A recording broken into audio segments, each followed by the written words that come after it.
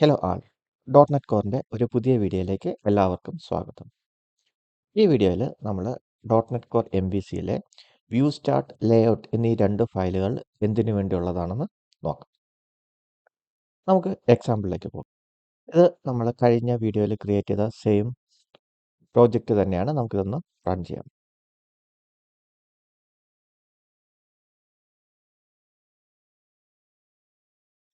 അപ്പോൾ നമുക്ക് അറിയാം, നമുക്കിവിടെ യു ആർ എല്ലിൽ വേറെ ഒന്നും തന്നില്ലെങ്കിൽ ഡീഫാൾട്ട് വ്യൂ ആയിരിക്കും നമുക്കിവിടെ ലോഡ് ആവുന്നത്. ഡീഫാൾട്ട് വ്യൂ ആണ് നമുക്കിവിടെ ലോഡായിട്ട് വന്നിരിക്കുന്നത്.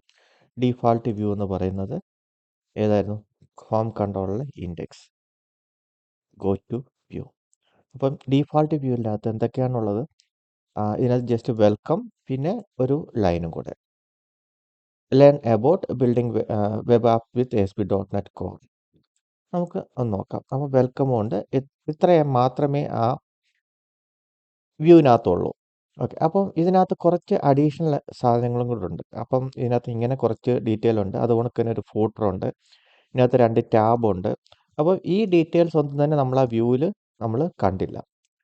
അപ്പോൾ എങ്ങനെയാണ് ഈ അഡീഷണൽ ഹെഡറും ഫൂട്ടറും ഒക്കെ നമുക്ക് ഈ വ്യൂവിനകത്തേക്ക് ആഡ് ചെയ്യുന്നതെന്ന് നോക്കാം. അപ്പോൾ എങ്ങനെയാണ് ഈ ഹെഡറും ഫൂട്ടറും ഒക്കെ ഈ വ്യൂവിൻ്റെ കൂടെ ആഡ് ചെയ്ത് വരുന്നതെന്ന് നമുക്ക് നോക്കാം.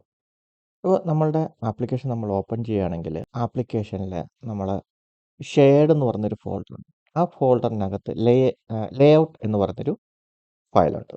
നമുക്ക് അതൊന്ന് ഓപ്പൺ ചെയ്യാം.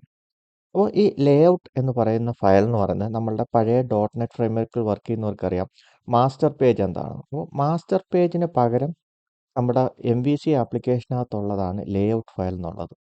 അപ്പോൾ ഈ ലേഔട്ട് ഫയലിനകത്താണ് നമ്മളുടെ ഹെഡറും ഫൂട്ടറും എല്ലാം നമ്മൾ സെറ്റ് ചെയ്യുന്നത്. ഓക്കെ.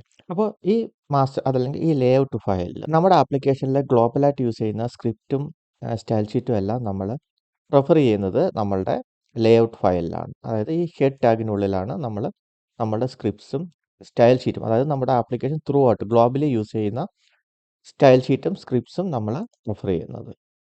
അപ്പോൾ ഹെഡർ എന്ന് പറഞ്ഞു കഴിഞ്ഞാൽ നമ്മളുടെ ആപ്ലിക്കേഷൻ നമ്മൾ എടുക്കുകയാണെങ്കിൽ നമുക്ക് കോമൺ ആയിട്ട് എന്തെങ്കിലും ഹെഡർ ഫയൽസ് ഏത് വ്യൂ എടുത്താലും നമുക്ക് കോമൺ ആയിട്ട് എന്തെങ്കിലും ഹെഡറോ നമുക്ക് എന്തെങ്കിലും ടാബ്സോ അങ്ങനെയുള്ളതെല്ലാം വേണമെങ്കിൽ നമുക്ക് അത് ഹെഡറിനകത്ത് ആഡ് ചെയ്യാം. നമുക്കിവിടെ 2 നാവ് ബാറുണ്ട്. ഒരെണ്ണം ഹോമും ഒരെണ്ണം പ്രൈവസിയാണ്. ഓക്കെ. ഈ നാവ് ബാറിനകത്ത് തന്നെ നമ്മൾ പറഞ്ഞു കൊടുക്കുന്നുണ്ട്, ഹോമിൽ ക്ലിക്ക് ചെയ്യുമ്പോൾ ഏത് കൺട്രോളർ ഏത് ഇൻഡെക്സിനകത്തേക്ക് റീഡയറക്റ്റ് ചെയ്യണമെന്നുള്ളത്. അതുകൊണ്ട് തന്നെ പ്രൈവസിക്കകത്തും പറയുന്നുണ്ട് നമ്മളുടെ ഏത് കൺട്രോളറിലെ ഏത് ആക്ഷൻ മെത്തേഡിലേക്ക് അത് റീഡയറക്റ്റ് ചെയ്യണം എന്നുള്ളത്. അപ്പം നമ്മൾ കോമൺ ആയിട്ട് ഹെഡറിനകത്ത് എന്തെങ്കിലും വേണമെന്നുണ്ടെങ്കിൽ നമുക്കത് നമ്മുടെ ലേഔട്ട് ഫയലിലെ ഹെഡറിനകത്ത് നമുക്ക് എഴുതാവുന്നതാണ്. ഇപ്പോൾ നമ്മൾ ഏതെങ്കിലും ഒരു മെനുവിലോ അത് എവിടെയെങ്കിലും ക്ലിക്ക് ചെയ്യുമ്പോൾ നമ്മുടെ ഏതെങ്കിലും ഒരു വ്യൂ റെൻഡർ ചെയ്യുന്ന വ്യൂസ് നമ്മുടെ റെൻഡർ ബോഡി എന്ന് പറയുന്ന സെക്ഷനകത്ത് അത് റെൻഡറായിട്ട് വരും.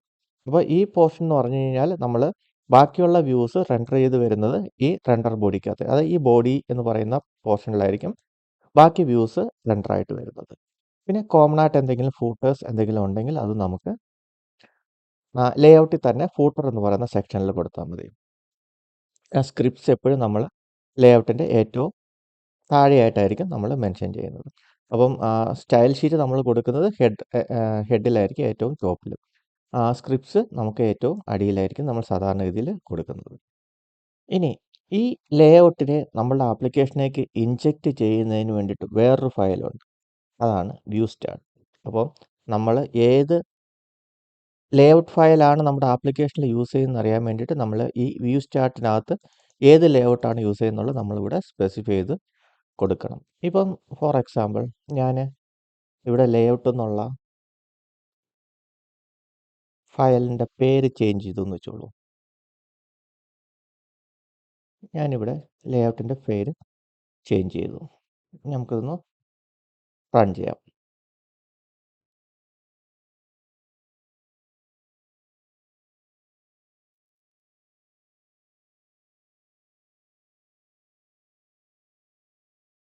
നമുക്ക് എറർ ആയിരിക്കും കിട്ടുന്നത്. കാരണം എന്താണ്? നമ്മളുടെ ലേഔട്ട് പേജ് ചേഞ്ച് ആയിട്ടുണ്ട്. അപ്പം ഇവിടെ ചേഞ്ച് ചെയ്ത് കഴിഞ്ഞാൽ എന്ത് ചെയ്യണം? നമ്മളുടെ വ്യൂ സ്റ്റാർട്ടിനകത്തും നമുക്ക് ആ സെയിം ചേഞ്ച് നമുക്ക് കൊണ്ടുവരണം. നമുക്കൊന്ന് ഇവിടെ ചേഞ്ച് ചെയ്തിട്ട് നമുക്കൊന്നുകൂടെ ഒന്ന് റൺ ചെയ്ത് നോക്കാം. അപ്പോൾ നമ്മളുടെ പഴയ ഔട്ട്പുട്ട് നമുക്കിവിടെ കിട്ടും. അപ്പോൾ ഇതാണ് ലേഔട്ടും വ്യൂ സ്റ്റാർട്ടും തമ്മിലുള്ള ഡിഫറൻസ്. ഓക്കെ. അപ്പോൾ ഇന്നത്തെ വീഡിയോയിൽ ഇത്രയേ ഉള്ളൂ. നമുക്ക് പുതിയൊരു ടോപ്പിക്കുമായിട്ട് നെക്സ്റ്റ് വീഡിയോയിൽ കാണാം. Thank you.